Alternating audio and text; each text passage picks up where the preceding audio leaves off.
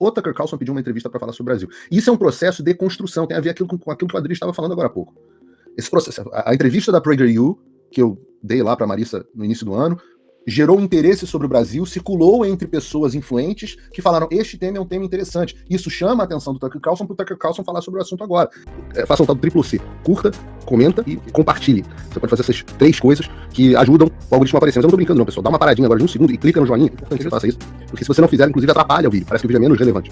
A entrevista com o Tucker Carlson, nesse momento aqui, vai passar muito disso, já tinha tido 4 milhões de pessoas, aproximadamente, no original em inglês, e mais de 1 milhão de pessoas vendo na versão dublada. Reparem, eu falei milhões. Isso certamente vai circular por todos os líderes mundiais. É uma entrevista que foi para a mão, por exemplo, certamente foi assistida pelo Elon Musk. É uma entrevista que eu sei, porque eu fiz chegar, foi assistida pelo Donald Trump que não perde nada que o Tucker publica.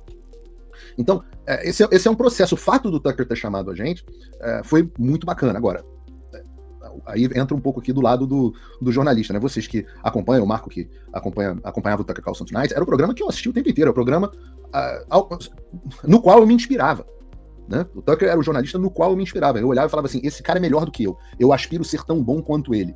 E tenham certeza, muito da forma, da estética, do vocabulário, da forma de se expressar do Tucker, acabou sendo incorporado em mim. Então foi muito interessante, né, conhecer, eu não gosto desse termo, que é um termo pecaminoso do ponto de vista bíblico, mas conhecer os seus ídolos. Aquelas pessoas, na verdade, que você admira. E eu tive a oportunidade de conhecer todos os meus até agora. Né? Meu avô, naturalmente, o próprio Donald Trump, o Jordan Peterson, o professor Olavo de Carvalho e agora o Tucker Carlson. Então, Paulo, eu queria te fazer uma pergunta sobre o bastidor, se me permitem, rapidinho. Claro. Só para vocês saberem, tá? Nós passamos, a entrevista tem 30 e poucos minutos, né? Mas nós passamos lá mais de 3 horas batendo papo. E já passou de 3 milhões, eu acho, de visualizações. Quase ou bateu quase 4. Quase 4. Bom, eu queria perguntar rapidinho ao Paulo o seguinte, óbvio que posso jogar uma pimenta, Didi? No seu claro. angu? Vou jogar uma pimenta no seu angu. Bota aí o post da Moniquinha. A Moniquinha sonha com o Paulo. Ela sonha com o nosso urso.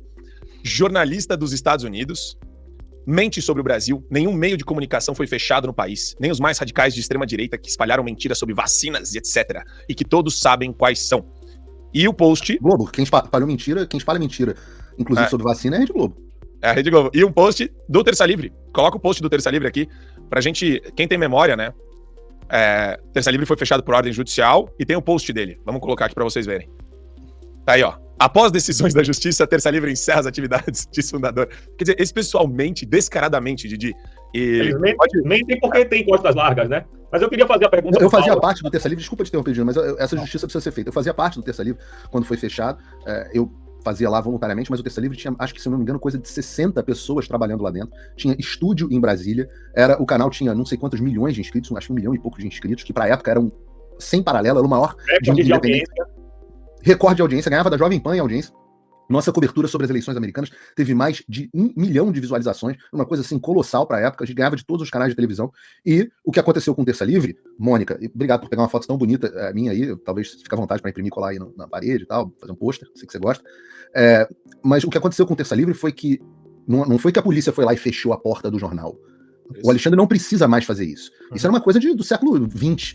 No século XXI, você faz o que o Alexandre fez comigo. Você aperta um botão, vai para o sistema do Banco Central e as contas bancárias estão todas bloqueadas. E aí você faz o quê? Para pagar salário, para pagar luz, para pagar funcionário, para pagar... O que você faz? Tá lá, a ordem, a determinação. É que assim, Mônica, você pode mentir, mas tenta arrumar alguma coisa para justificar a sua mentira. Porque você já perdeu credibilidade há muito tempo, mas você tem que pelo menos parecer que fala alguma coisa com coisa. Tem a ordem judicial do Alexandre de Moraes determinando o bloqueio das contas dessa lei. Essa ordem está em vigor. E se isso não é fechar um veículo de imprensa, como é que... Eu vou dizer o seguinte, acho que ela trabalha para não sei qual veículo, acho que é a Band, é tudo a mesma merda, porque ninguém assiste. Nem presta atenção que a Mônica Bergamo diz. Mas se pegarem o seu rico veículozinho, que te dá moral para falar, mesmo você tendo nenhuma audiência do público hoje em dia, se pegarem e bloquearem a conta bancária do veículo, você está na rua em 24 horas, porque eles não vão conseguir pagar o seu rico saláriozinho. Só que o que acontece é o oposto. O que acontece com os veículos que você trabalha é que eles têm o rabo cheio de verba do governo federal, do governo Lula. Então, enquanto o Terça Livre tem a conta bancária fechada, aqueles que te pagam para falar essas mentiras, e eu afirmo categoricamente mentira, afirmo categoricamente mentirosa, estes veículos têm o rabo cheio de verba do meu imposto. Então, olha que loucura.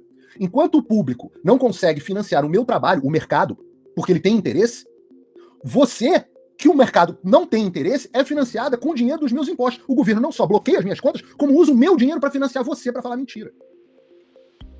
E é por isso que você tá aí. Porque caso você venha para o livre mercado, você desaparece em 72 horas. Abre uma live, Mônica Bergamo. Bota aí, sei lá, 15 mil pessoas que estão nos assistindo agora. Bota aí, eu te desafio. Faz uma live no mesmo horário que eu. Vamos ver se alguém vai assistir. Tinha um programa que era Vera Magalhães, o Eunuco Invertebrado e mais um jornalista da Band News, que eu não vou citar agora porque eu até gosto dele, pessoalmente.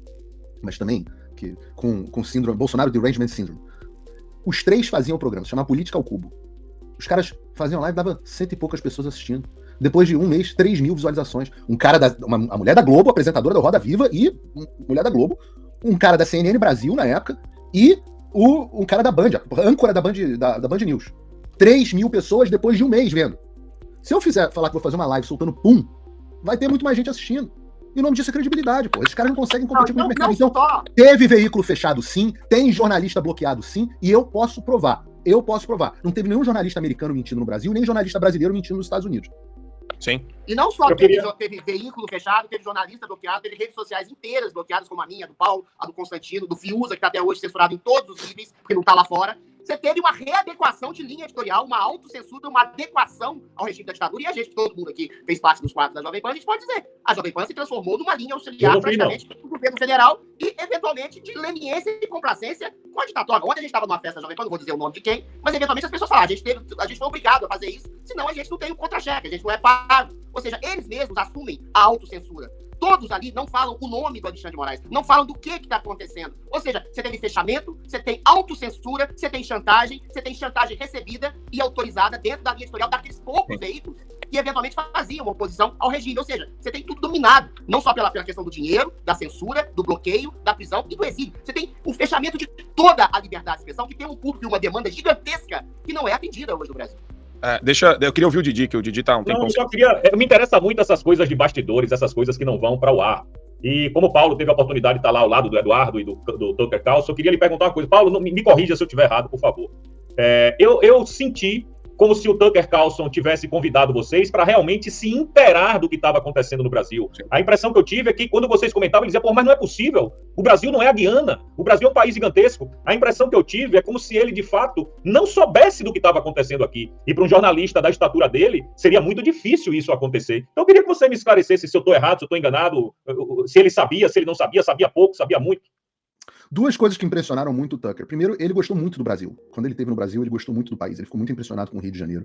Ele ficou muito impressionado com as riquezas do Brasil. Ele realmente gostou do país, gostou do povo. A equipe dele gostou de ir pro Brasil. Tem briga para ele voltar pro Brasil. Parece que talvez volte aí no meio do ano. Tem briga na equipe para ver quem que é ir ao Brasil, né? Quem pode ir ao Brasil. Porque o Brasil é um país muito... É visto como um país muito aprazível lá fora. As pessoas têm um pouco de medo da violência, é verdade, mas as pessoas têm uma boa imagem do Brasil e do povo brasileiro. E o Tucker Carlson, quando conversou com o presidente Bolsonaro, ele saiu da entrevista com o presidente Bolsonaro muito bem impressionado. Porque, pasmem, o povo brasileiro precisa saber disso. O Tucker achou o Bolsonaro mais consistente nas posições dele do que o próprio Donald Trump. Olha isso. O Tucker achou o Bolsonaro mais consistente na posição dele do que o próprio Donald Trump. Teve muita gente depois da entrevista do Tucker ao Bolsonaro no ano passado, retrasado, que falou, pô, esse cara tinha que vir ser presidente dos Estados Unidos. É bacana isso, né? Eu acho legal.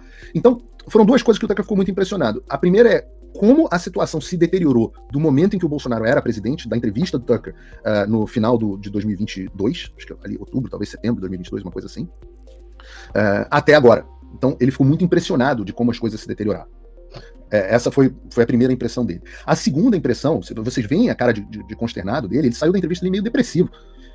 A segunda coisa que deixou ele impressionado foi o quanto que a imprensa norte-americana não noticia o fato. E a gente tá falando de alguém que tem muita prática com a mídia mainstream. Mas ele fala, eu imaginei que a imprensa fosse noticiar, mesmo que ela embutisse aquelas coisas que ela embute na notícia para deixar ela tendenciosa para o outro lado. Não é esse o caso. A imprensa internacional está ignorando completamente o que está acontecendo no Brasil. Sim. Ora, eu vou, de novo, coisas que dá para falar aqui. Nas conversas que eu estou tendo com assessores do Congresso dos Estados Unidos, eles falam assim, nós estamos impressionados com o quanto não sai de notícia, porque a gente não consegue abastecer os nossos congressistas com informações sobre o Brasil, porque a gente acaba utilizando veículos de imprensa. Então é muito bem articulada a tese deles. Por isso que o Epoch Times faz um trabalho bacana, tem publicado algumas coisas, é um jornal muito grande aqui. A gente conseguiu emplacar no Daily Wire sobre as manifestações. E esse também, é importante dizer, é um efeito muito grande das manifestações. Veja, naquele momento, onde a gente tinha feito a entrevista com o Tucker, nós não tínhamos tido ainda as manifestações do Brasil. A gente fez a entrevista na quinta, a manifestação era domingo. É um negócio que se alimenta, né? Você faz a entrevista, ele recebe que tem mobilização popular, valida o que você falou do ponto de vista de lugar de fala, tudo vai incrementando. E serve como uma notificação para o Congresso que está mobilizando essa agenda. Eu já recebi telefonema de senador e deputado falando sobre isso também. Quer dizer, tem que soltar matéria na Gazeta, tem que soltar matéria na Revista Oeste, falando sobre esse evento, conclamando os parlamentares para saírem do Brasil e irem para os Estados Unidos, todos, em massa, de maneira unívoca, ligar lá para os gabinetes do pessoal que está mais desantenado também. Tem que ser essa coisa. Você vai ver, Marco. Agora, olha que bacana, né? A gente teve a entrevista da PragerU, que repercutiu muito, principalmente entre os líderes aqui. Aí depois você tem a entrevista, você tem a manifestação no Brasil, você tem o discurso do CIPEC, do Eduardo Bolsonaro para os líderes. Aí você tem a entrevista agora com o Tucker Carlson, que sem dúvida nenhuma é a maior bomba que a gente lançou até agora. Eu digo, talvez em 2 semanas, talvez em um pouquinho mais, a gente tem audiência dentro do Congresso dos Estados Unidos. Então, é um processo. Isso tudo é feito agora, está sendo feito de forma pensada, de forma organizada. Agora, ainda assim, devo dizer, para audiência no Congresso dos Estados Unidos, até agora só tem uns 20 parlamentares confirmados. Mas vai ter uma pressão que eu vou fazer. Deveria ter quantos? 150, 200. Você imagina um pedaço gigantesco do Congresso brasileiro entulhando as galerias do Congresso americano, a ponto de todos os congressistas da casa, que vai ser dentro do Capitólio, olharem e falarem assim: cacete, o que está acontecendo aqui?